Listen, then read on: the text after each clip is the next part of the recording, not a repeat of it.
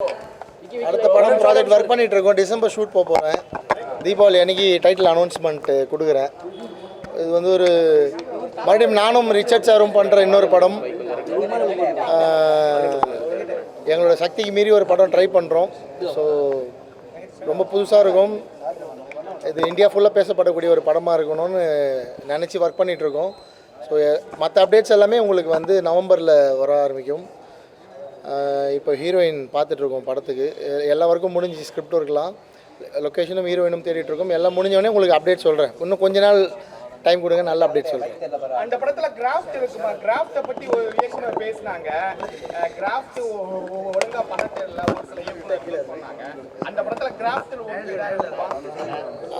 தெரியலையே. அவர் நல்லா பண்ணியிருந்தாருன்னு அவரோட படம் ஓடி இருக்கணும்ல. ஸோ கிராஃப்டை பற்றி பேசுகிறவங்க அவங்க படத்தை வந்து சக்ஸஸ் பண்ணிட்டு பேசட்டும். வேறு ஏதாவது கேள்வி கேளுங்க. இப்போ எல்லா இயக்குனருமே அவங்கவுங்க வாழ்க்கை வரலாறு ஷூட் பண்ணுறாங்க. உங்களுடைய வாழ்க்கை வரலாறு ஏதாவது ஷூட் பண்ணக்கூடிய வாய்ப்பு? நான் சென்னையில் பிறந்து வளர்ந்தேன் பிரதர். எனக்கு என்ன இருக்க போகுது? உங்களுக்கெல்லாம் இருக்க வரலாறு தான் எனக்கு இருக்க போகுது. நான் ராயபுரத்தில் பிறந்து வளர்ந்த ஒரு சாதாரண நார்மலான ஒரு லைஃப் தான் இருந்து. ஸோ என் லைஃப்பில் அப்படி ஸ்பெஷலான சம்பவங்கள் எதுவும் இல்லை. என் லைஃப்பை வந்து படம் எடுக்கிற அளவுக்குலாம் ஒரு பெரிய கண்டென்ட்லாம் இல்லை. நார்மலாக உங்களை மாதிரி ஜாலியாக பிறந்து வளர்ந்த ஒரு சாதாரண மனுஷன் தான் நான். முன்னணி ஹீரோக்கள் கூட நீங்கள் மூவி பண்ணுறாப்புல ஏதாவது ஐடியா இருக்கா? இல்லை, இந்த ஒரு வருஷம் நான் கடந்து வந்தது காரணம் ஒரு ஹீரோ கூட கமிட் ஆகி ஒரு பெரிய நிறுவனத்துக்கிட்ட அட்வான்ஸ் வாங்கினது தான்.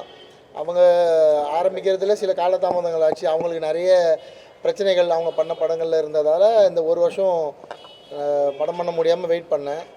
ஸோ அவங்கக்கிட்ட சொல்லிவிட்டு நான் என் ஸ்டைலில் போய்ட்டு ஒரு படம் பண்ணிட்டு வந்துடுறேன். பண்ண 3 படங்களுமே என்னோடய ப்ரொடக்ஷன் தான். திரௌபதி, ருத்ரதாண்டவம், பகாசுரன் 3மே. ஸோ நான் மறுபடியும் போயிட்டு என் ஸ்டைல்லே ஒரு படம் ப்ரொடியூஸ் பண்ணுறேன்னு சொல்லி இப்போ எனக்கு ஒரு ப்ரொடியூசர் ப்ரொடியூசர் ஜாயிண்ட் ஆகிருக்காரு. ஸோ நானும் அவரும் சேர்ந்து பண்ணுறது தான் அடுத்த படம். முடிச்சுட்டு என் ஸ்டைல் படம் தான் சார். என் ஸ்டைலில் இது வரைக்கும் என்ன படம் பார்த்தீங்களோ அதே மாதிரி ஒரு படம் தான். ஸோ இது முடிச்சுட்டு மறுபடியும் பெரிய ஹீரோ கூட ஒர்க் பண்ண ட்ரை பண்ணுவேன். அவர் யார், எந்த கம்பெனின்றதெல்லாம் அவங்களே அனௌன்ஸ் பண்ணுவாங்க. சினிமாவில் நடிகைகளுக்கு பாதுகாப்பு இல்லைன்னு ஏமாற்றம் ஒரு அறிக்கை விட்டுருக்காங்க. ஆமாம் சார், அது உண்மை தான் சார். தமிழ் சினிமாலையுமே அந்த பிரச்சனை இருக்குது. யாரும் வெளிப்படையாக அங்கே பேச மாட்டாங்க. அதுக்கு காரணம் பாதிக்கப்பட்டவங்களும் அதில் சம்மந்தப்பட்டிருக்காங்க. அவங்களோட சம்மந்தத்தோடு தான் நிறைய தப்புகள் நடக்குது. நான் வந்து பெருசாக அந்த சினிமா மக்களோட இன்றைக்கி இண்டஸ்ட்ரியில் இருக்கவங்க கூட எனக்கு நட்பு இல்லை சார். ஸோ என்னோடய ஸ்டைல் ஆஃப் ஃபில்ம் மேக்கிங், என்னோடய ஸ்டைல் ஆஃப் மூவி மேக்கிங்கே வேறு. நான் ஒரு ஐலாண்ட் மாதிரி தனியாக ஒர்க் பண்ணிகிட்ருக்கேன். எனக்கு நான் செவி வழியாக கேட்ட செய்திகள் நிறைய வந்து என்னை மீட் பண்ணுற ஆர்டிஸ்ட் வந்து நிறைய புலம்பியிருக்காங்க, நிறைய பிரச்சனைகளை சொல்லியிருக்காங்க. அதெல்லாம் அவங்க தான் சொல்லணும், நான் சொல்லக்கூடாது, ஆதாரம் இல்லை.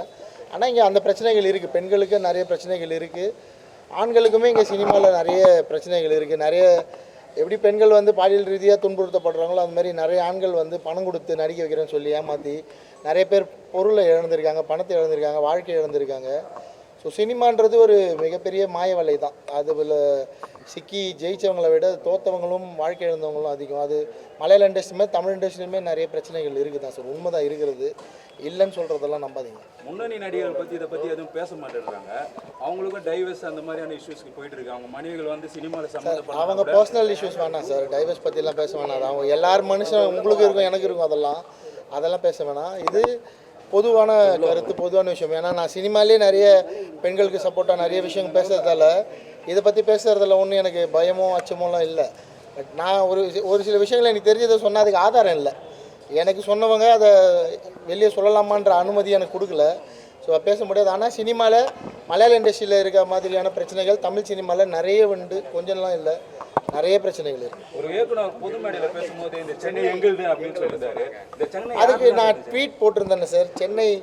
சென்னை யாருது நீங்கள் தேடி போனீங்கன்னா சென்னை வந்து மீனவர்கள் மக்களுக்கானதாக தான் இருக்கும். ஏன்னா சென்னையை உருவாக்க கடலோரத்தில் இருக்க மீனவ மக்கள் பட்ட கஷ்டம் தான் மிகப்பெரிய கஷ்டம். சென்னையில் ஹார்பர் உருவாகலைன்னா சென்னை உருவாயிருக்காது. நான் ராயபுரத்தில் பிறந்து வந்தாலும் அது எனக்கு தெரியும். ஆனால் அவங்க சைட்லேருந்து யாரும் இன்னும் சினிமா துறையில் பெருசாக வளர்றதெல்லாம் அவங்க சைடில் குரல் கொடுக்க ஆள் இல்லை. சொல்லணும்னா அவங்க தான் அதை சொல்லணும், மற்ற யாரும் அதை சொல்ல முடியாது. சென்னை அனைவருக்குமானது தான். இப்போ கோட் படம் பார்த்தாச்சா? கோட் படம் பார்த்து ரிவ்யூவே கொடுத்தேனே. எனக்கு ரொம்ப பிடிச்சிருந்தது கோட் படம். வெங்கட் பிரபு சார் சூப்பராக பண்ணியிருந்தார். அதில் அந்த விஜய் சாரோட அந்த ஃபாதர் கேரக்டர், ரொம்ப மெச்சூர்டான கேரக்டர் வந்து ரொம்ப ரசிக்கும்படியாக இருந்தது. அது இன்னும் கொஞ்சம் நேரம் கூட அந்த கேரக்டர் எக்ஸ்டெண்ட் பண்ணியிருக்கலாம். அந்த டிஏஜிங் பண்ண கேரக்டரை விட எனக்கு அந்த விஜய் சாரோட ஃபாதர் கேரக்டர் ரொம்ப பிடிச்சிருந்தது. ரொம்ப நல்ல படம் கோட்டு. அந்த மங்காத்தா பேக்ரவுண்ட் மியூசிக் கூட தியேட்டரே ஒரு மாதிரி ஆடிச்சு. நீங்க அதுதான் நான் கூட வெங்கட் பிரபு சார் கேள்வி கேட்டிருந்தேன் ட்விட்டரில். வெங்கட் பிரபு சார் இன்டர்வியூவில் சொல்லியிருந்தாரு, தலைனா அது சினிமாவில் அஜித் சார் தான், கிரிக்கெட்டில் தான் டோனி, தலைனா இந்திய சினிமா முழுக்கவே அஜித் சார் பேர் தான் அப்படின்னு சொல்லி ஓப்பனாக வெங்கட் பிரபு சார் சொன்னதோட அந்த சர்ச்சை முடிஞ்சிச்சு. அந்த நடிகை பேசினது அவங்களோட அறியாமை, அவ்வளோதான். அது விஜயகாந்த் சார் ஏஐல வந்திருந்தாரு, அது எப்படி இருந்தது உங்களுக்கு? யாரா ஏஐல எடுத்துன்னு வரணும், நீ யாரை நினைக்கிறீங்க? எப்படி வரணும் இல்லாத இப்போ இங்கே இல்லாத ஒரு நடிகர் எனக்கு வந்து சொல்லுங்கள். விஜயகாந்த் சார் ஏஐயில் ஃபஸ்ட்டு அவரோட இன்ட்ரடக்ஷன் பார்க்குறப்ப பிடிக்கல சார். ஆனால் போக போக விஜய் சாரோட பாணியில் விஜயகாந்த் சாரோட ஃபேஸ் பார்க்குறப்ப புரிஞ்சிச்சு. அதுக்கப்புறம் நம்ம கொஞ்சம் டைம் எடுத்து பார்க்க தான் விஜயகாந்த் சாரோட ரொம்ப யங்கர் வெர்ஷனை காட்டியிருக்காங்க. இப்போ இந்த தலைமுறையில் இருக்க நிறைய பேர் விஜயகாந்த் சாரோட யங்கர் வெர்ஷன் தெரியாது. அதனால் முதல்ல நிறைய கிரிட்டிக் வந்தது. ஆனால் நீங்கள் படமாக ஒரு 2 நிமிஷம் 3 நிமிஷம் அந்த கேரக்டர் பார்க்குறப்ப உங்களுக்கு பிடிச்சிரும். எடுத்தோடனே ஃபஸ்ட்டு கிளான்ஸில் வந்து திருப்தியாக இல்லை சார். அந்த போக போக அந்த கேரக்டர் ரொம்ப நல்லா இருந்தது. விஜயகாந்த் சாருக்கு மிகப்பெரிய ஒரு ஹானராகவும் இருந்தது. எனக்கு அந்த மாதிரி ஒரு ஏஐ உருவாக்கணும் அப்படின்னா நான் சிவாஜி சாரை உருவாக்கணும்னு நினைக்கிறேன். சிவாஜி கணேசன் சாரை வந்து மொத்த சினிமாவுமே இப்போ மிஸ் பண்ணுது. அந்த மாதிரி ஒரு ஆக்டர் இல்லை. தேவர் மகன் மாதிரி ஒரு கேரக்டர் பண்ண இன்றைக்கி வந்து ஒரு நடிகர் இல்லை. இருக்காங்க, அவங்க வந்து கேட்குற சம்பளம்லாம் மலை மாதிரி இருக்குது, பெரிய சம்பளமாக இருக்குது.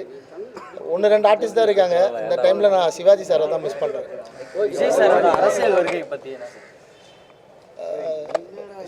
அவர் யார் சார் வேணாம் சொல்லுவாங்க? நல்ல விஷயந்தான். தமிழ்நாட்டுக்கு ஒரு புது தலைவர், இளைஞர்களுக்கு பிடிச்ச ஒரு தலைவர் உருவாகிறது நல்ல விஷயம்தான். விஜய் சாரும் அதே ரூட்லேயே போகிறாரு, தப்பான ரூட்டில் போகிறாரோன்னு வருத்தமாக இருக்குது. இந்த 2-3 நாளாக ஒரு விநாயகர் சதுர்த்திக்கு வாழ்த்துக்கள் சொல்லாதது, ஓணம் பண்டிகைக்கு வாழ்த்துக்கள் சொன்னது கொஞ்சம் வருத்தமாக இருக்குது.